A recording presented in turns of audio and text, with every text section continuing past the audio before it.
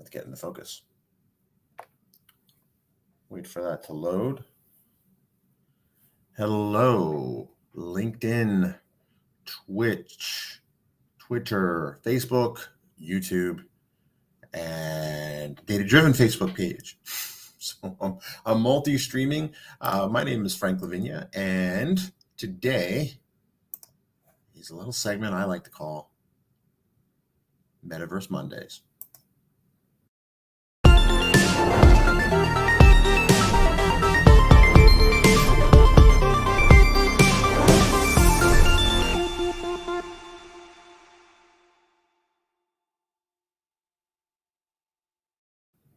All right. So if you're watching me, today is Monday. If you're watching me live, that is.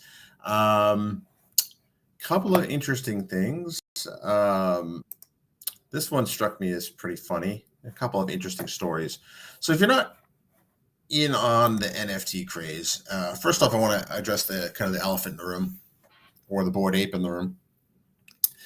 Is what does NFTs have to do with the metaverse? Well, the metaverse is kind of it's basically ripped off from a Neil Stephenson novel, which has basically had a virtual reality world that people could interact with and communicate with.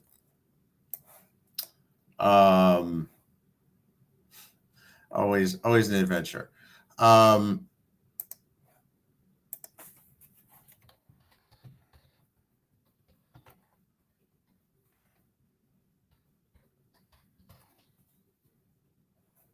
All right. Always something going on. That's for sure.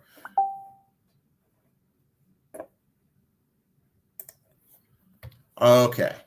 So ultimately, let me address the bored ape in the room. What does... Yes, I am live. Hey, Chuck.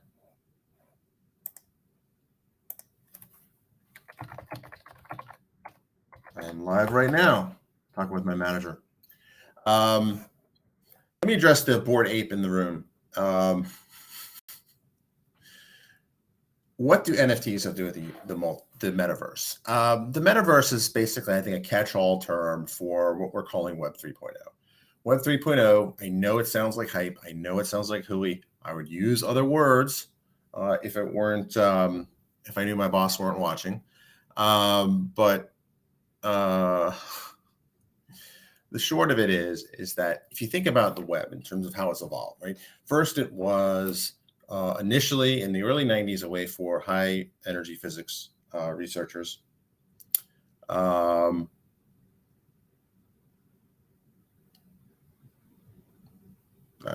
just read a message. It doesn't make sense. I'll call them later. For high energy physics researchers at CERN to interact with each other and kind of share their papers and link across it, right? That was kind of the whole idea of hypertext, the idea that you can click on a link and you could read somebody else's research.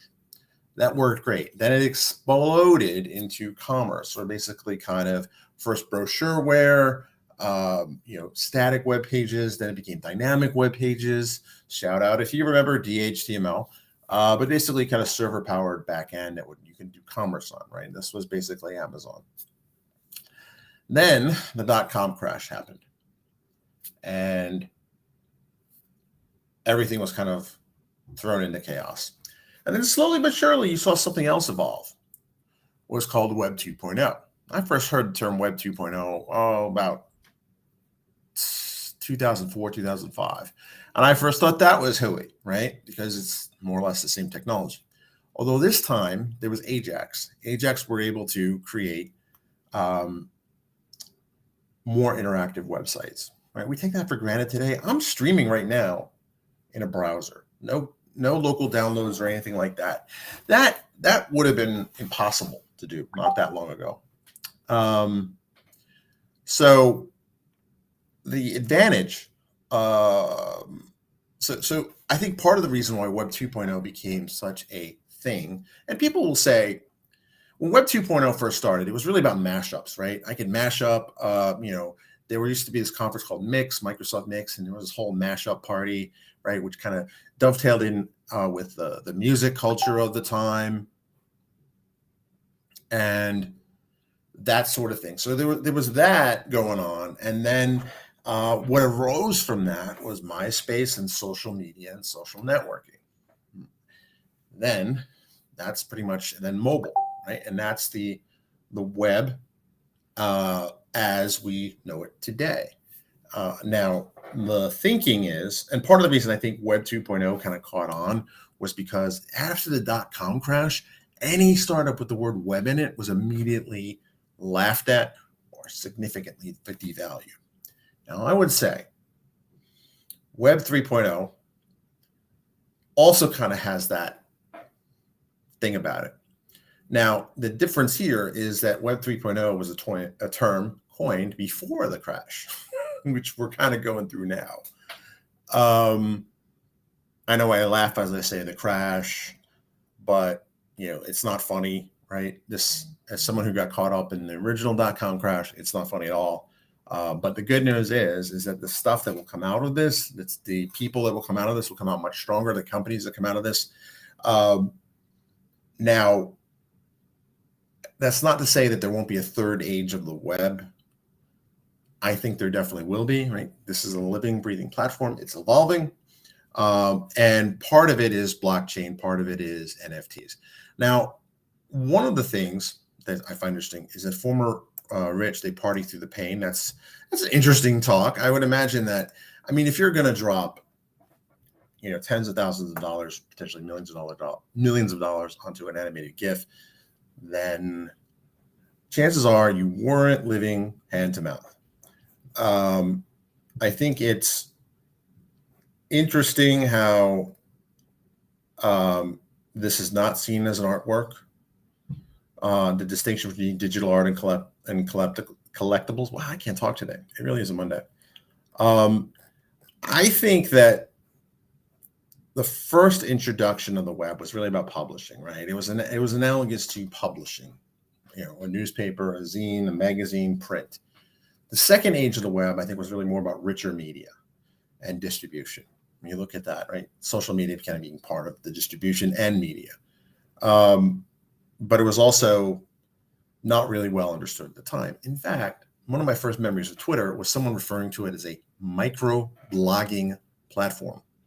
Micro-blogging. And I think that was a very much of a Web 1.0 way of Web 2.0. So now, once again, we are in this this inflection point between the old age of the web and the upcoming age of the web. And I think really only 10 years from now, 15 years from now, we'll be able to say that, this year, this point in history was the line of demarcation. As we're going through it, it's not that clear. I do think that the metaverse will have a place. I do think that virtual reality will have a place, but I don't think it's going to be the way that we think it is. And this is why I say that. I have an Oculus Quest headset. I love it. It's fun. But, after a few minutes, I don't feel like using it anymore. Now, it was interesting. I was using it, I think, last night or the night before, and like 45 minutes went by. It didn't seem like any time had gone by. It seemed like only 15 minutes, which I can totally understand why a company like Facebook is so all in on this, because their stickiness, their what's the word? Time on the site metrics will probably shoot way up. And it was interesting. I actually did this thing where I attended an MMA fight. It was against some lady from Lithuania against some lady from France. And what was interesting is the way that they have, I used Horizon venues, and you kind of go into this virtual space and there's different things going on. So I walked over to the MMA fight, and they have this kind of corridor you go down, and you can pick various places in the stands. I had a front row seat, ringside seat. It was interesting. It was, I think, I don't know if it was better than watching it on TV. I think it was better than watching it on TV, but it wasn't quite the same as being there. And I haven't been to a boxing match. I've never been to an UFC thing. But I've been to boxing matches, and it's pretty close. It's somewhere in between. So the idea that people are peddling this as a replacement for reality, that's just nonsense. But I will say, here's the advantage. Think of it like Epcot, right? you can go, you can walk from like France to Germany to Canada, and I forget, Morocco, China, Japan. I forget what the other country. I think Mexico's in there too. I think that's kind of what it was. So after the fight was over, there was another one starting. So I left, and then I walked over and I caught the Foo Fighters performing. Now, it wasn't live. I don't even know if the MMA match was live either, but it didn't matter. It felt like I was there, and it was the same kind of setup. I can get ringside. I could sit up in the high seats. There were other people around me. It was interesting. I can kind of see that there's definitely something there. What I don't understand is quite exactly. I think as more people spend more time there, I could purchase I don't know, we'll say Foo Fighters t-shirt for my avatar, right? And would the market be willing to pay a little extra for a unique one, right? I'm not sure yet. I'm not sure how this is going to work out in light of a much larger economic downturn. I'm also mindful is that the economic downturn that happened after the dot-com crash, things were laid low for a couple of years, but then boom, all of a sudden 2004, I was really kind of the inflection point when people started to believe in the internet again, started believing on the web, and you start seeing much more interactive experiences. I see this as being another level of interaction. I actually picked up a course on Udemy. Somebody let me know in the comments. Is it Udemy or is it Udemy? I don't know. For like $13 on web VR, web XR, or web mixed reality, augmented reality, which I really think that the browser is going to be the platform of choice. Why do I say that? Because I see my kids play, and could they play Roblox with a headset on? I mean, maybe, but I think that they like having the access to virtual spaces on a bigger screen. I myself, as I try to design stuff in Horizons, I would love to be able to kind of design it on a traditional screen and then kind of explore it through that way to kind of debug it. The kids are home and I just heard a loud thud. That's not good. And I think that, let me finish this thought. So I think that there's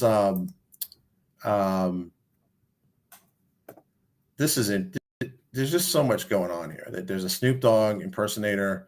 So there was an NFT conference in New York last week, and for some reason, somebody on LinkedIn, a bunch of people on LinkedIn thought I would be there. And while I wish I were that cool, I'm not. I will be in New York this week though, moderating a panel for Tech Disrupt or Tech Disruptors on accessibility in technology. So come by if you're in town. We'll be at the Microsoft office. I will be sure to say hello to Clippy. I don't know. I'm not sure how this will be. I think the people that played around with crypto, NFTs, I think initially they were in it for technology. Then you had speculators. Then you had kind of people who are already financially independent or independently wealthy. They were messing around with it, and I don't think this. I'm sure there are some victims, but I never really could get my head around NFTs. Right? I was actually, if my manager's watching, we had this discussion at the last in-person meeting. I can't get my head around it either. Like, I can see kind of some of the use for it, but I really can't see that. Now, part of that I think might be just we don't know what Web 3.0 is going to look like. Again, using the example of Twitter as a microblogging platform.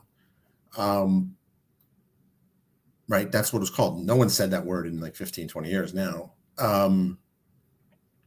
But the idea is that we look at the future through the lens of the present, and the lens of the present was greatly forged by what we've been through in the past.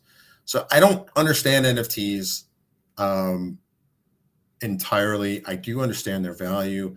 Where I really do understand the value, if I create a song or a piece of art, part of it I can have in the contract is I get a royalty every time it's sold. So if I make a song and a bunch of people like it, that is an alternate way for an artist to get royalties, which I think is very important.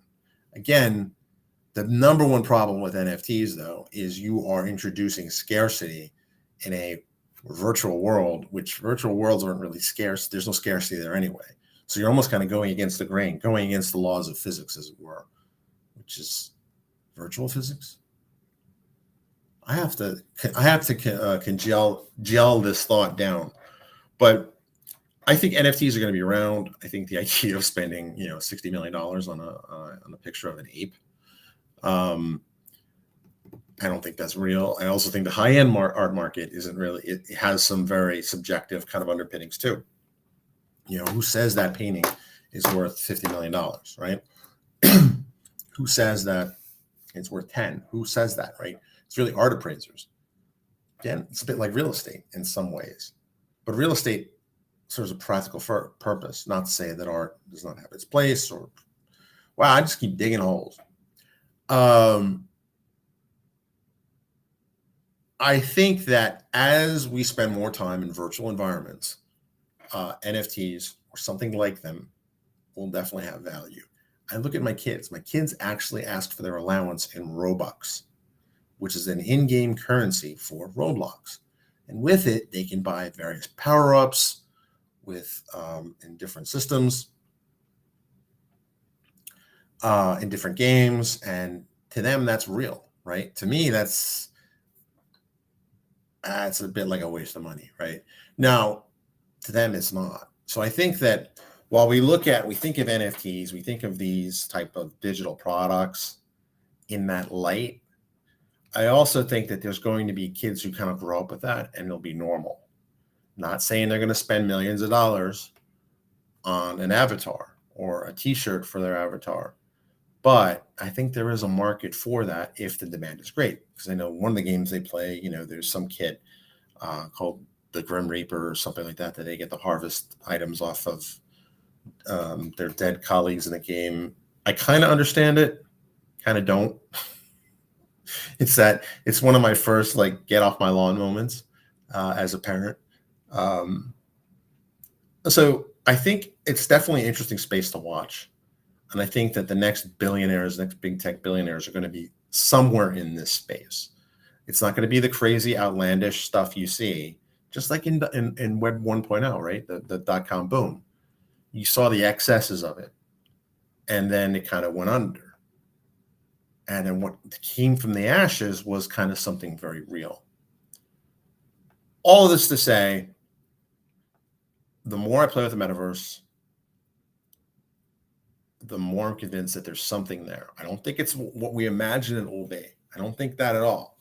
I think it'll be better than what we can imagine it to be. Maybe not as fantastic in terms of everybody's got headsets on or whatnot. But I think that there is something to be said for that online sense of community, that immersive experience, the ability to watch, a sporting event where, from the ringside, even though it's not really there, the ability to walk just like you could at Epcot, right, from a Foo Fighters concert over to a MMA fight, and then somehow I ended up in somebody created a world called House Party, and that was a weird experience because all these people acting crazy like they were at a house party, but they weren't really there. And apparently my avatar didn't load properly, so I had no face, so it was just like a hat and a suit or a shirt walking by. And people are like, whoa, how'd you do that, dude? And I'm like, how'd you do that, bro? How'd you do that, bro? That's exactly what they said to me. And then I'm like, I don't know. What's wrong with me? So it's interesting. I still haven't figured out my final opinion on is it good or not? Is it bad or not? I think there's something there. I think it's kind of like if you went back to 2004 and you saw Twitter. So, what would the response be? I remember early when Twitter went up, why would I want to tell people that, these little minute details of my life? Why would I want a microblog? That was what somebody told me. That term kind of stuck out. So I think we're looking at some of this technology now with our current experiences in our eyes. And we can't quite understand it. At least that's my thought. So how you doing out there? Let me know if there's something else you want me to talk about. But with that, I'm going to end the stream and play some cool graphics.